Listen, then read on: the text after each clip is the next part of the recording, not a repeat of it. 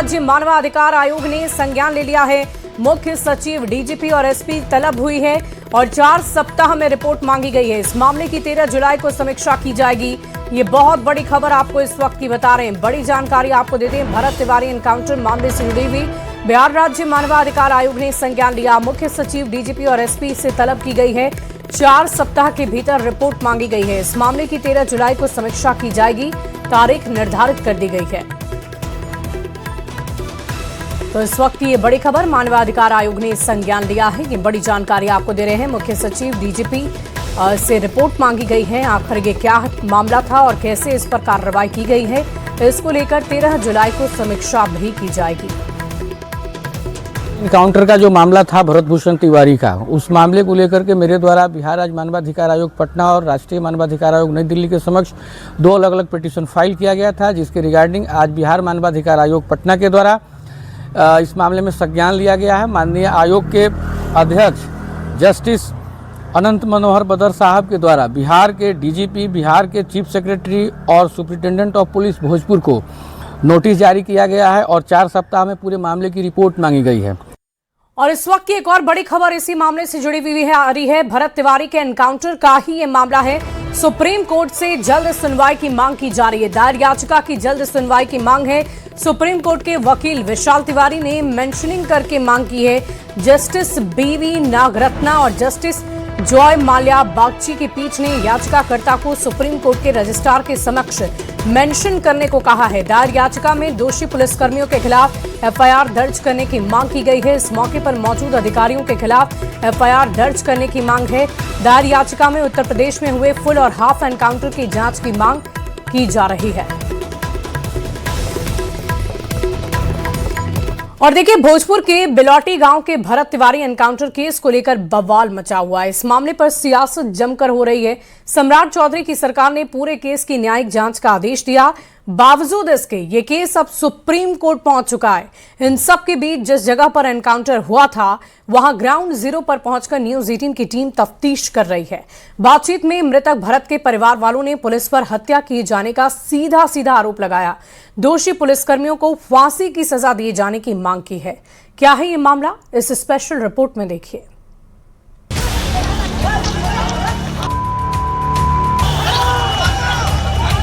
हमारे का अधिकार के दिया है पुलिस के। सरेंडर हो जाने के बाद तो प्रश्न नहीं उठता है।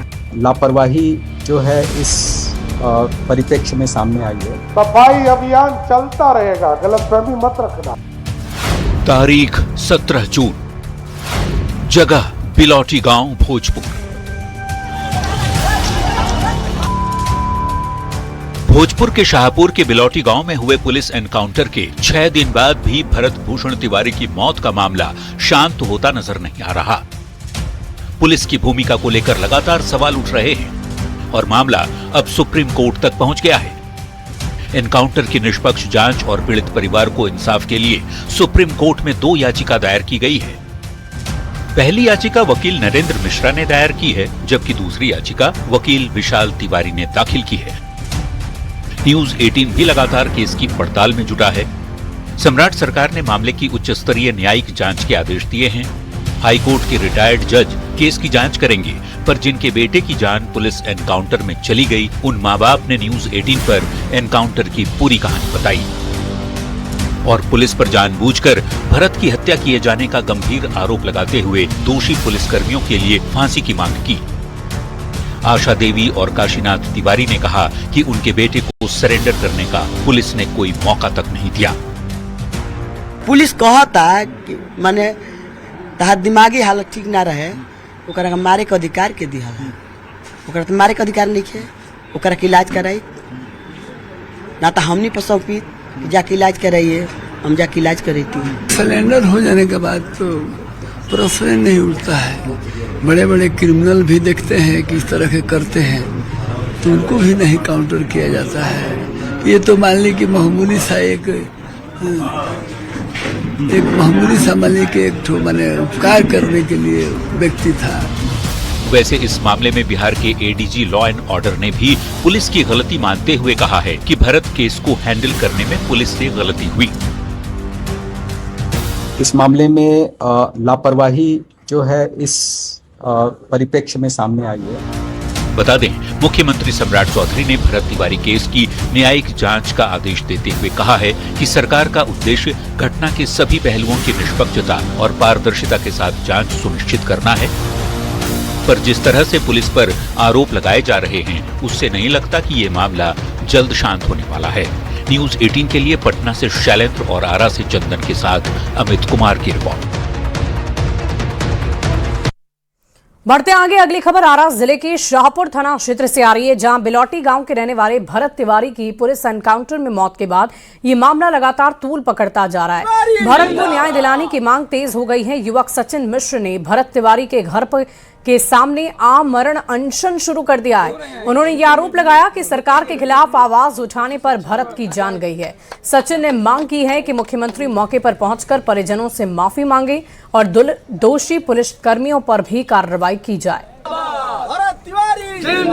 तस्वीरें आपको दिखा रहे हैं। बिलौटी गांव में युवक का आमरण अनशन शुरू हो चुका है और सरकार को इसके लिए दोषी बता रहे हैं युवक, और उनका कहना है कि बिहार के मुख्यमंत्री सम्राट चौधरी खुद मौके पर पहुंचे, माफी मांगे और दोषी पुलिस कर्मियों के खिलाफ सख्त से सख्त कार्रवाई की जाए। ये मांग उनकी तरफ से की जा रही है। अब देखने वाली बात होगी। फिलहाल तो मुख्यमंत्री ने ये आदेश दे दिया है कि न्यायिक जांच इसकी की जाए और इसके लिए शुरुआत भी की जा चुकी है, लेकिन सुप्रीम कोर्ट में भी याचिका दायर की जा चुकी है। देखने वाली बात होगी जांच पड़ताल में क्या कुछ निकलकर सामने आता है।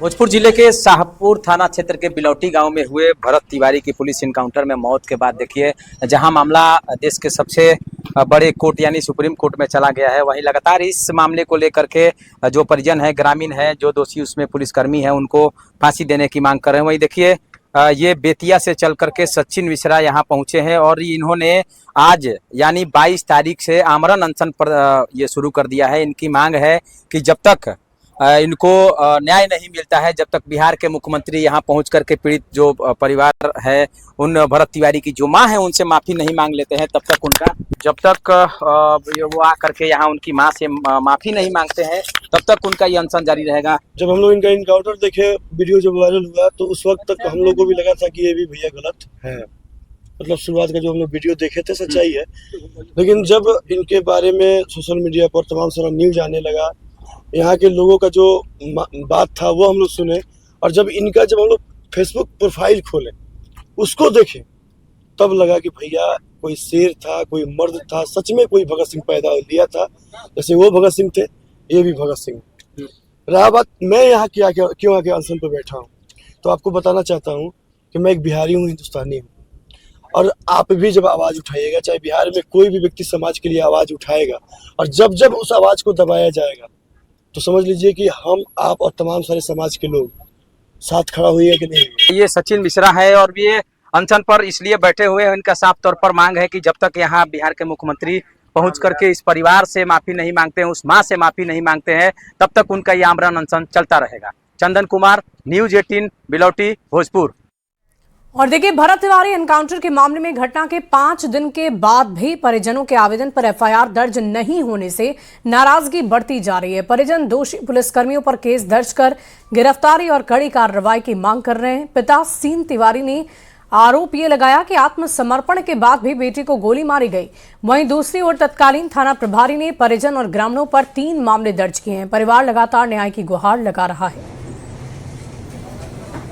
थाना क्षेत्र के बिलौटी में हुए भरत तिवारी की पुलिस इनकाउंटर में मौत के बाद 5 दिन बीत गए हैं और देखिए, इस वक्त हम मौजूद हैं उसी भरत तिवारी के घर पर, जहां की उनका पूरा परिवार मौजूद है। और इस प्रकरण की अगर बात करें तो अभी तक जो परिजन के द्वारा आवेदन दिया गया था, उस पर पुलिस के द्वारा कोई कार्रवाई नहीं की गई है और पुलिस के द्वारा 3 एफआईआर किया गया था, उसके ऊपर कार्रवाई शुरू हो गई है। हालांकि इस मामले को लेकर के पीड़ित परिवार जो है, अभी उनका मांग है कि जो इस घटना में दोषी पुलिसकर्मी हैं, दोषी जो अधिकारी हैं, उनके ऊपर सीधे कार्रवाई की जाए। और उनका साफ तौर पर ये मानना है कि ये जो कार्रवाई है वो पूरी तरह से साजिश के तहत की गई कार्रवाई है। और सीधे तौर पर हम उनके पिताजी से जुड़ेंगे, उनसे बातचीत करने की कोशिश करेंगे। ऐसा घटना, दुखद घटना था, किसी को बर्दाश्त नहीं हुआ, तो सोचा कि हम नहीं इस पर ही करेंगे, कोई तरह का सुनवाई नहीं होगी। 3 बार आपको थाने पर बैठा दिया गया। दिन भर बैठाया गया? सुबह से लेके अंधेरा जब तक नहीं। उसके बाद आपको छोड़ा। अभी क्या लगता है अब क्या मांग करेंगे? न्यायिक जांच का भी आदेश मुख्यमंत्री ने कर दिया है, अब लगता है कि न्याय मिलेगा? तो सामने की चीज आएगा, उसको देखा जाएगा। कर्म मतलब था मैं किया, अब स्तर पर जांच निकलेगा। इनके आवेदन पर कोई कार्रवाई नहीं हो पाई है। वहीं जो ग्रामीण है, जो परिजन है, वो साफ तौर पर उनका ये कहना है कि जब तक भरत तिवारी के जो घटना में शामिल पुलिसकर्मी है उनको फांसी नहीं दिया जाता है, जब तक इन लोगों का जो मांग है वो लगातार जारी रहेगा। इसको लेकर के आगामी 24 जून को यहाँ पर एक महापंचायत का आयोजन किया गया है, जिसमें कि पूरे देश के कोने कोने से लोगों के जुटने की संभावना है। चंदन कुमार, न्यूज 18, बिलौटी, भोजपुर। और इसी बीच पटना से एक बड़ी खबर का रुख कर लेते हैं। तेज प्रताप यादव ने आरोप लगाए हैं, अपने ही सहयोगी पर चोरी का आरोप लगा दिया है। मोतीलाल राय पर आरोप लगाए हैं 20 लाख रुपए सोने की चेन की चोरी, अंगूठी और अन्य सामान की चोरी की गई है। सचिवालय थाने में एफआईआर दर्ज की गई है। एफआईआर के बाद एक्शन में है फिलहाल पुलिसकर्मी। तेज प्रताप के घर पर पुलिस पहुंची थी। आवास में जांच के बाद पुलिस लौटी है। इस वक्त की बड़ी खबर आपको बता रहे हैं राजधानी पटना से। तेज प्रताप यादव ने गंभीर आरोप लगाए हैं, अपने ही सहयोगी पर चोरी का आरोप उन्होंने लगा दिया है। मोतीलाल राय उनके सहयोगी हैं, जिन पे ऊपर उन्होंने आरोप लगाया। लगभग 20 लाख रुपए और सोने की चेन की चोरी का आरोप उनकी तरफ से लगाया गया है। अंगूठी और अन्य सामान भी चोरी किए गए हैं। सचिवालय थाने में एफआईआर दर्ज हुई है। इस मामले में जांच पड़ताल लगातार जारी है। तेज प्रताप यादव के आवास पर पुलिस पहुंची है क्योंकि उन्होंने अपने सहयोगी पर चोरी का आरोप लगाया है। देखिए यहाँ पर डीएसपी और थाना प्रभारी जो सचिवालय के हैं वो मौजूद हैं। क्या कुछ बात हुई? तेज प्रताप यादव के पास आप आई थी, उन्होंने कुछ मुकदमा दर्ज कराया है। हालांकि देखिए जो पुलिस है वो कुछ कहने के लिए तैयार नहीं है, लेकिन इसके अलावा इस घर में इस वक्त भी जो पुलिस की टीम है वो यहाँ पर मौजूद है। और ख़ास तौर पर चूंकि चोरी का आरोप लगाया गया है तेज प्रताप यादव के द्वारा अपने सहयोगी पर, और ये तेज प्रताप यादव का आवास है जहाँ पर इस वक्त पुलिस की टीम मौजूद है, जांच कर रही है। और आज ही की तारीख में जो सचिवालय थाना में जो कंप्लेन है वो कंप्लेन यहाँ पर पुलिस के पास तेज प्रताप यादव ने लिखवाई है अपने सहयोगी पर, और उसके बाद जांच करने के लिए सचिवालय थाने की जो पुलिस है वो इस वक्त यहाँ पर पहुंची है। कैमरा पर्सन संत के साथ शैलेंद्र, न्यूज 18 पटना। और इसी बीच पटना से एक बड़ी खबर का रुख कर लेते हैं। मसौड़ी में युवती से गैंगरेप से जुड़ा हुआ मामला, पुलिस ने 2 आरोपी को गिरफ्तार कर लिया है। मनोज मांझी और मिथिलेश मांझी गिरफ्तार हुए हैं। 20 जून की रात की ये घटना बताई जा रही है। शौच के लिए युवती निकली थी और उसी दौरान उसके साथ ये दुष्कर्म किया गया। अगवा कर हाथ पैर बांधकर रेप किया गया, जान से मारने की धमकी दी गई। इस वक्त की बड़ी खबर पटना से आपको बता रहे हैं। मसौड़ी में युवती से गैंगरेप से जुड़ा मामला सामने आ रहा है।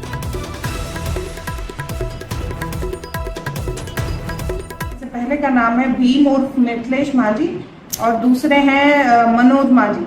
इन दोनों ने पीड़िता को पकड़कर उसके दोनों हाथ पैर बांध करके उसके साथ बारी बारी बलात्कार किया और उसके बाद उसके साथ मारपीट भी की गई और उसे डराया धमकाया गया कि अगर वो उस घटना के बारे में किसी को भी बताते हैं तो उसे जान से मार दिया जाएगा।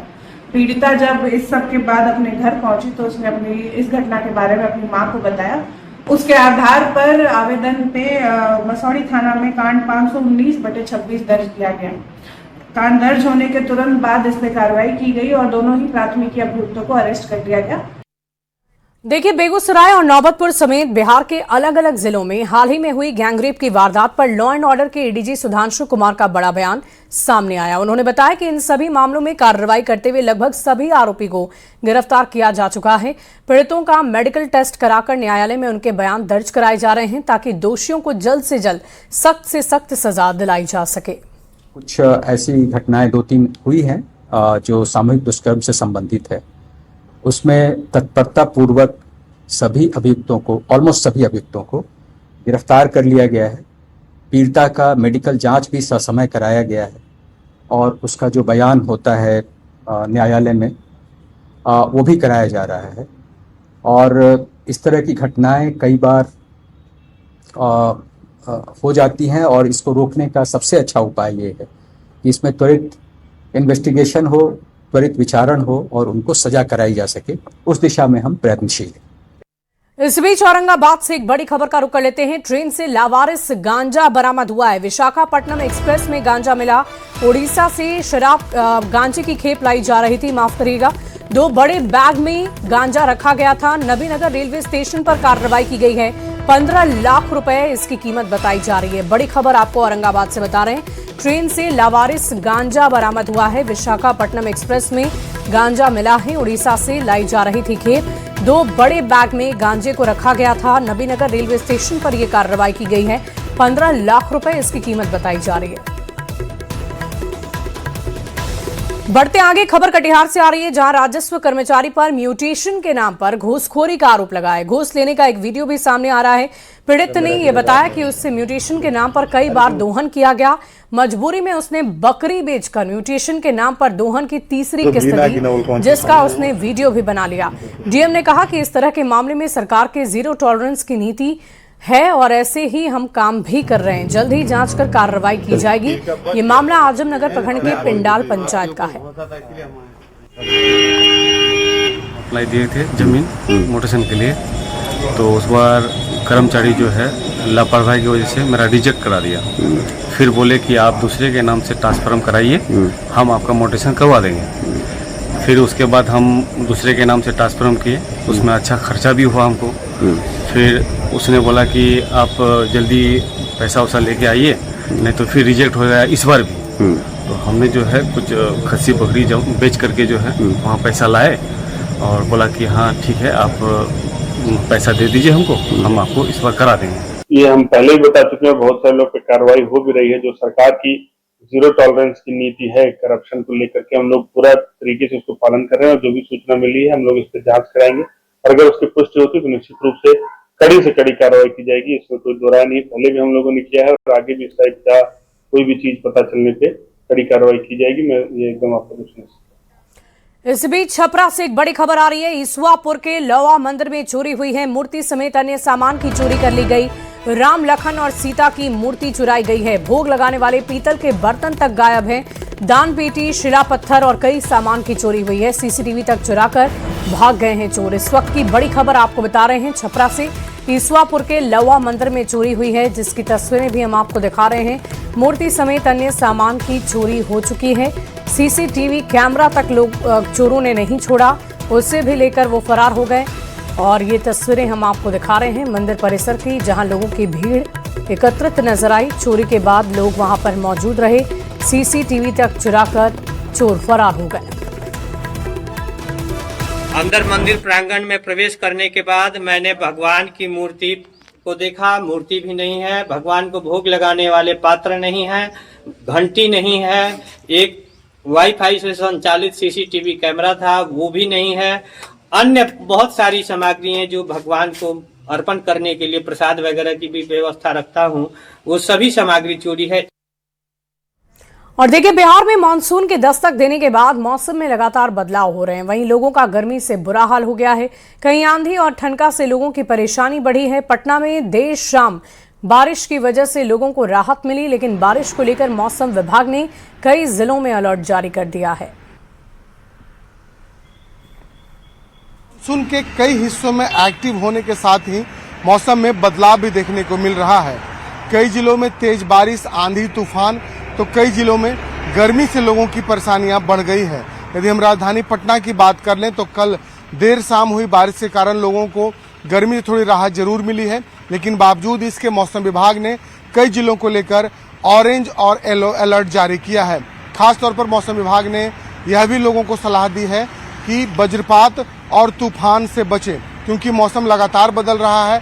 ऐसी स्थिति में कई जिलों में ठनका गिरने, तेज बारिश और आंधी तूफान की भी चेतावनी मौसम विभाग के द्वारा दी गई है। कैमरा पर्सन संत के साथ शैलेंद्र, न्यूज़ 18 पटना।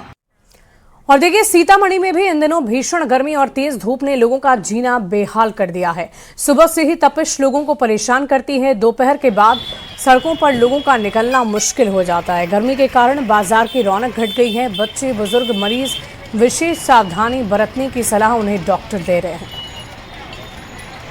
जिले में भीषण गर्मी की वजह से आम लोगों का जनजीवन बुरी तरीके से प्रभावित हो चुका है। अब आपको तस्वीरों के माध्यम से दिखाने की कोशिश करते हैं कि सीतामढ़ी शहर का यह हृदय स्थली माना जाता है, जहां दिन भर जाम की स्थिति बनी रहती है और जाम को खत्म करवाने में ट्रैफिक पुलिस को भारी मशक्कत करनी पड़ती है। लेकिन आप तस्वीरों के जरिए देख सकते हैं सड़कें पूरी तरीके से खाली है और जो लोग हैं वो आवश्यकता अनुसार ही अपने घरों से बाहर निकल रहे हैं। भीषण गर्मी की वजह से जो सरकारी अस्पताल है वहां पर मरीजों की तादाद काफी बढ़ गई है और लगातार किसी न किसी रूप से मरीज बीमार हो रहे हैं। और सबसे ज्यादा परेशानी भीषण गर्मी की वजह से दैनिक मजदूरों को हो रही है, जो रोज कमा कर अपने घर का परवरिश करते हैं। वैसी परिस्थिति में उनको ज्यादातर कठिनाइयों का सामना करना पड़ता है। स्थिति ये है कि जिला प्रशासन और स्वास्थ्य विभाग के द्वारा लगातार यह निर्देश दिया जा रहा है कि आवश्यकता अनुसार ही घर से बाहर निकले और गर्मी और लू से बचने की कोशिश करें। स्वास्थ्य विभाग के द्वारा भी लगातार भीषण गर्मी को लेकर निर्देश जारी किए जा रहे हैं। और रही बात जो बच्चों की स्कूल गर्मी की छुट्टी के बाद खोली गई है, तो स्थानीय जो अभिभावक हैं उनके द्वारा एक बार फिर से जो भीषण गर्मी को देखते हुए स्कूल को बंद करने की लगातार मांग की जा रही है।